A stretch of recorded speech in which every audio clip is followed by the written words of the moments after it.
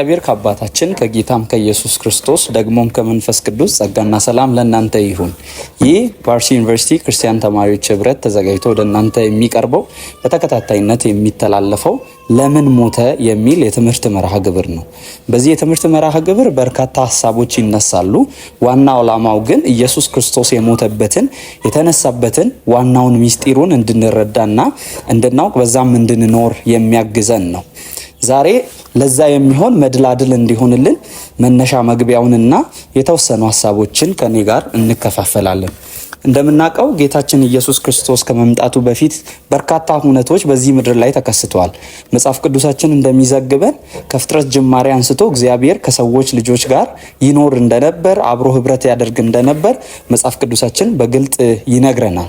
ሰው ከተፈጠረበት ጊዜ አንስቶ በእግዚአብሔር ዓላማ በእግዚአብሔር መልክና ምሳሌ እንደተፈጠረ ያንንም መልክና ምሳሌውን ደግሞ የእግዚአብሔርን ትእዛዝ በመተላለፍ በበደል ከዛ እንዳጣና ከእግዚአብሔር መግቦት ከእግዚአብሔር መገኛ ርቆ እንደኖረ የእግዚአብሔር ቃል በግልጥ ይነግረናል።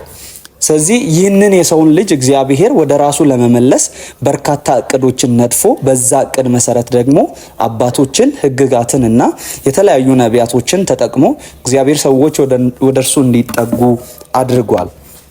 የሰውና የእግዚአብሔርን ግንኙነት ስንመለከት ሰው ከእግዚአብሔር ከተለየ በኋላ እግዚአብሔር ወደ እሱ እንዲጠጉት በርካታ ጥረቶችን ሲያደርግ በርካታ መንገዶችን ሲጠቀም ቀደም እንዳልኳችሁ መጽሐፍ ቅዱሳችን ላይ እንመለከታለን። ነገር ግን ይህ ሆኖ ሳለ የሰው ልጅ ወደ እግዚአብሔር ሊጠጋ ሊቀርብ አልቻለም።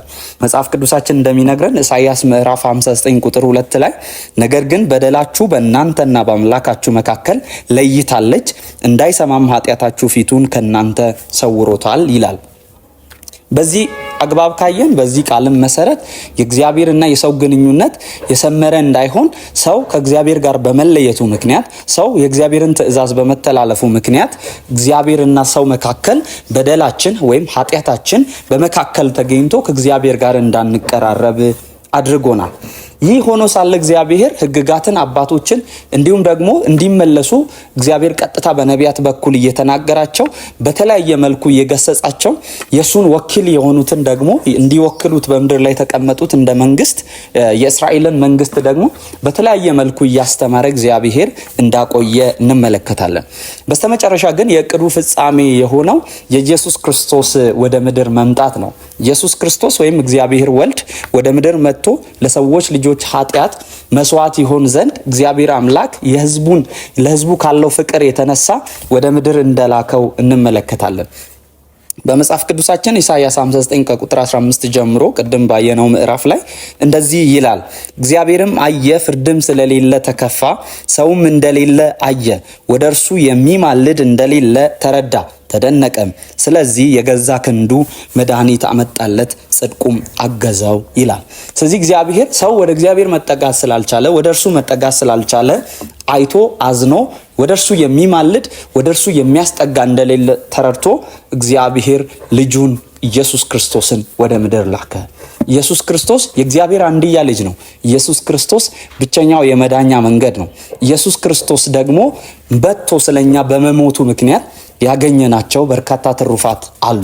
ከነዚህ መካከል በሚቀጥሉ ቀናት እንመለከታለን። ሌሎችን ለዛሬ ያዝነውን ማስታረቅ የሚለውን ሐሳብ እንመለከታለን። ለምን ሞተ በሚለው ሐሳብ ከዚህ በኋላ የምናየው አንደኛው ማስታረቅ ነው። ሌላኛው ደግሞ የዘላለም ሕይወት ሊሰጠን ነው። እንዲሁም ደግሞ የእግዚአብሔር ልጆች እንድንሆን በስተመጨረሻም ደግሞ ተግባራዊ የሆኑትን ወይም ፕራክቲካል አፕሊኬሽኖችን እንመለከታለን። ለዛሬ ከኔ ጋር ስለ እርቅ ወይም ሊያስታርቀን ነው የሞተው በሚለው ሐሳብ እንመለከታለን። ስለ እርቅ ሲነሳ ሁለት ጽንሰ ሐሳቦችን በመጽሐፍ ቅዱስ አግባብ ማየት አስፈላጊ ነው። የመጀመሪያው ፕሮፒሺዬሽን ይባላል ወይም ቁጣን ማብረድ ይባላል። ሌላኛው ደግሞ ሪኮንሲሊዬሽን ወይም እርቅ ይባላል። ሁለቱን ነገሮችን ነጣጥለን ለየብቻ ማየት አስፈላጊ ቢሆንም ግን አንድ ላይ አብሮ የሚሄዱ ነገሮች ናቸው። ሁለት ወገኖች ሲጣሉ ወይም ሲጋጩ ሁለቱን ወገኖችን ከማስተሳሰራችን በፊት በመካከላቸው ያለውን የቁጣ ንዳድ ማብረድ አስፈላጊ ነው። ስለዚህ እግዚአብሔር በኃጢአት ላይ ተቆጥቶ ነው ያለው። እግዚአብሔር በኃጢአት ላይ ስለተቆጣ ለኃጢአት የሚገባውን አስፈላጊውን ክፍያ ወይም እግዚአብሔርን ቁጣ ለኃጢአት ያለውን ቁጣ ሊያበርድ የሚችል ክፍያ ወይም መስዋዕት ያስፈልግ ነበር። ይህንን ደግሞ ኢየሱስ ክርስቶስ በመስቀል ላይ በመሞት በመስቀል ላይ ራሱን በመሰዋት ይህንን ፈጽሞታል። ስለዚህ ኢየሱስ ክርስቶስ በመስቀል ላይ ይህንን በመክፈሉ ምክንያት የእግዚአብሔር ቁጣ በርዷል፣ ወይም እግዚአብሔር ለኃጢአት ያለውን መስዋዕትነት የሚፈልገውን መስዋዕት አግኝቷል። ከዚህ የተነሳ ደግሞ ከእግዚአብሔር ጋር እርቅን መፍጠር ችለናል። እርቅ ወይም መታረቅ ምንለው ሪኮንሲሌሽን ነው። ይህ ማለት ቀድሞ የነበረውን ሰላማዊ ኑሮ ማስቀጠል ማለት ነው። ቅርብ ጊዜ ስመለከት የነበረው አንድ ምስል በቪዲዮም በተለያየ መልኩም ነበር። ይህ ምንድነው? ስለ ይቅርታ ተነስቶ ሁለት ብርጭቆ ስባሪዎች አንድ ላይ ተገጣጥሞ ይቅርታ ተደርጓል ማለት አብሮ መቀጠል ይቻላል እንደ ቀድሞ ማለት አይደለም የሚል እሳቤ ሲነሳ አስተውያለሁ። መጽሐፍ ቅዱስ ግን ፈጽሞ እንደዚህ አይነት ሐሳብ አያስተምረንም። ሪኮንሲሌሽን ወይም እርቅ ይቅርታ ካደረገን በኋላ እግዚአብሔር እንደገና ሰላማዊ ኑሮ፣ እንደገና የቀደመውን አይነት ኑሮ፣ እንደገና ከእግዚአብሔር ጋር በመግቦቱ የመኖር አይነት ያንን ህይወት ነው በኢየሱስ ክርስቶስ ያገኘ ነው። ስለዚህ ሰው ከእግዚአብሔር ጋር ተጣልቶ ነበር። ሰው ከእግዚአብሔር ጋር ተጋጭቶ ነበር። በመሰረቱ እግዚአብሔር ከሰው ጋር አልተጣላም። እግዚአብሔር ሰውን አላስቀየመም። እግዚአብሔር ሰውን አልበደለም። እግዚአብሔር የሰውን ስርዓት አልጣሰም። የጣሰው ሰው የእግዚአብሔርን ትእዛዝ፣ ሰው የእግዚአብሔርን ስርዓት፣ ሰው የእግዚአብሔርን ህግና ትእዛዝ ነው ያለፈው። ስለዚህ ሰው ይህንን በማለፉ ምክንያት እግዚአብሔር በመካከል ያለውን ኃጢአት የለያየውን ኃጢአት ችግር የነበረውን ኃጢአት ለማንሳት መፍትሄ አበጀ። ይህም መፍትሄ ኢየሱስ ክርስቶስ ወይም የእርሱ መስዋዕትነት ነው። ይህ በመሆኑ ምክንያት ወደ እግዚአብሔር ደግሞ መጠጋት ችለናል። ቅድም ባየነው ክፍል ኢሳይያስ 59 ቁጥር 2 ላይ እግዚአብሔርና በእኛ መካከል ኃጢአት በመካከል ገብቶ ለይቶ እንደነበረ ከዛ ክፍል ተረድተናል። ሮሜ ምዕራፍ 3 ቁጥር 23 ላይ ሁሉ ኃጢአትን ሰርተዋል የእግዚአብሔርም ክብር ጎድሏቸዋልና ብሎ ይናገራል። ስለዚህ ሁሉም ኃጢአትን ከመስራቱ የተነሳ ሁሉም በኃጢአት ልምምድ ከመኖሩ የተነሳ የእግዚአብሔር ክብር ጎደለ። የእግዚአብሔር ክብር በሰው ዘንድ ይገለጥ የነበረው ክብር ጠፋ ቀረ ማለት ነው። ስለዚህ ይህንን ችግር መፍትሄ ሆኖ የመጣው ኢየሱስ ክርስቶስ መስዋዕት ሆኖ ስለኛ ኃጢአት መቅረብ ነበረበት። ይህንን ነው ያደረገው። ዕብራውያን ምዕራፍ 2 ቁጥር 17 ላይ ስንመለከት ስለዚህ የሕዝቡን ኃጢአት ለማስተሰረይ የሚራራና በነገር ሁሉ እንደ ወንድሞቹ ሊሆን የሚገባው ታማኝ ሊቀ ካህናት እንዲሆን በሁሉ ነገር ወንድሞችን ሊመስል ተገባው ይላል። ሮሜ ምዕራፍ 5 ቁጥር 8 ላይ ነገር ግን ገና ኃጢአተኞች ሳለን ክርስቶስ ስለኛ ሞተ፣ በዚህም እግዚአብሔር ለኛ ያለውን ፍቅር ያስረዳል ይላል። ስለዚህ ሰው ከእግዚአብሔር ተለይቶ ሳለ እግዚአብሔር ፍቅሩን ለኛ ለማሳየት ፍቅሩን ለኛ ለመግለጥ ኢየሱስ ክርስቶስን ሰዋው ማለት ነው። እርቅ ሁለት አቅጣጫ አለው። አንደኛው ቨርቲካል ነው፣ ሌላኛው ሆሪዞንታል ነው። ቨርቲካል ወይም ቀጥታ የምናየው ከእግዚአብሔር ጋር ያለንን እርቅ ነው። ወደ ጎን ደግሞ የምንመለከተው ወይም የጎንዮሽ የምንለው እርቅ ከፍጥረት ጋር ያደረግነው እርቅ ነው። በዋናነት መጽሐፍ ቅዱስ አስረግጦ የሚነግረን ከእግዚአብሔር ጋር እንደታረቅን ነው። ከእግዚአብሔር ጋር ተለያይተናል፣ ከእግዚአብሔር ጋር ታርቀናል። ከእግዚአብሔር ተለይተን ነበር፣ ከእግዚአብሔር መግቦትና መገኘት ርቀን ነበር። አሁን ወደ እግዚአብሔር መግቦትና መገኘት ቀርበናል ማለት ነው። ይህንን ነው እግዚአብሔር በቃሉ በዋናነት የሚነግረን። ኢየሱስ ክርስቶስ ደግሞ ይህንን በማድረጉ ምክንያት ያገኘናቸው ውጤቶች እርቅና የዘላለም ሕይወትን አግኝተናል። ኢየሱስ ክርስቶስ ስለኛ ኃጢአት ብሎ በመሰዋቱ የዘላለም ሕይወት እርቅን ከእግዚአብሔር ጋር አግኝተናል። ሁለተኛ ቆሮንቶስ ምዕራፍ 5 ቁጥር 17 ጀምሮ እንደዚህ ይላል። ስለዚህ ማንም በክርስቶስ ቢሆን አዲስ ፍጥረት ነው፣ አሮጌው ነገር አልፏል፣ እነሆ ሁሉም አዲስ ሆኗል። ነገር ግን የሆነ ሁሉ በክርስቶስ ከራሱ ጋር ካስታረቀን የማስታረቅም አገልግሎት ከሰጠን ከእግዚአብሔር ነው። እግዚአብሔር በክርስቶስ ሆኖ ዓለሙን ከራሱ ጋር ያስታርቅ ነበርና በደላቸውን አይቆጥርባቸውም ነበር፣ በእኛም የማስታረቅን ቃል አኖረ ይላል። ስለዚህ እግዚአብሔር ዓለምን በክርስቶስ በኩል ከራሱ ጋር አስታርቆ ነበር። ይህ ማለት ምን ማለት ነው? ሰው እግዚአብሔርን በድሎታል። ሰው እግዚአብሔርን አሳዝኖታል። ጥፋተኛው ሰው ነው፣ የተበደለው ደግሞ እግዚአብሔር ነው። ያጠፋው ሰው፣ የበደለው ሰው፣ የተበደለው እግዚአብሔር።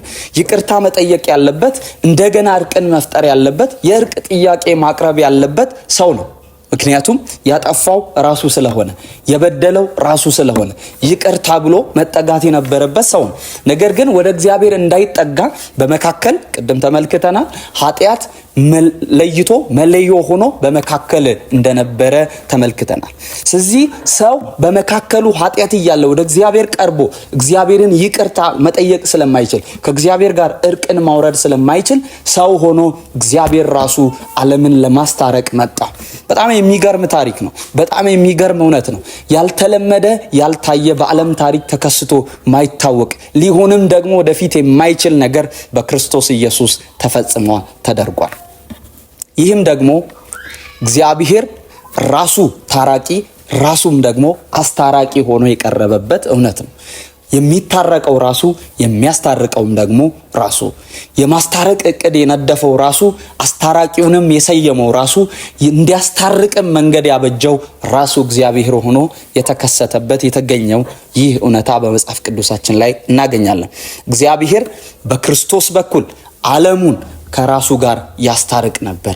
ደግሞ በጣም የሚገርመው ይህንን ደግሞ እንድናስታርቅ የማስታረቅን ቃል በእኛ አኖረ ይላል። ኢራኒየስ የተባለ የቤተ ክርስቲያን አባት እንደዚህ ይላል። ክርስቶስ በራሱ ማንነት የሰውን ልጅ ወደ እግዚአብሔር መልክ መልሷል ብሎ ይናገራል። ኢራኒየስ ከዚህ በፊት የነበረ 130 ዓመተ ምህረት አካባቢ የነበረ የቤተ ክርስቲያን አባት ነው። ይህ ሰው ስለ ኢየሱስ ክርስቶስ አስታራቂነት ሲናገር ክርስቶስ በመልኩ በራሱ መልክ በራሱ ማንነት ያም ደግሞ ፍጹም አምላክ ፍጹም ሰው ሆኖ ሰውን ወደ እግዚአብሔር ትክክለኛ እግዚአብሔር ወደ ፈጠረው ትክክለኛ መልክ መልሷል ብሎ ይናገራል። እንግዲህ መግቢያችን ላይ ተናግሬ ነበር። እግዚአብሔር ሰውን ፈጠረ። የፈጠረው ደግሞ በአምሳለ መለኮት ወይም በእግዚአብሔር በራሱ ምሳሌ ነው። ያንን ፍጹም አድርጎ የፈጠረውን መልክ እግዚአብሔር ከፈጠረው በኋላ ሰው በኃጢአት ምክንያት አጥቷል። በክርስቶስ በኩል ደግሞ እንደገና አግኝቷል።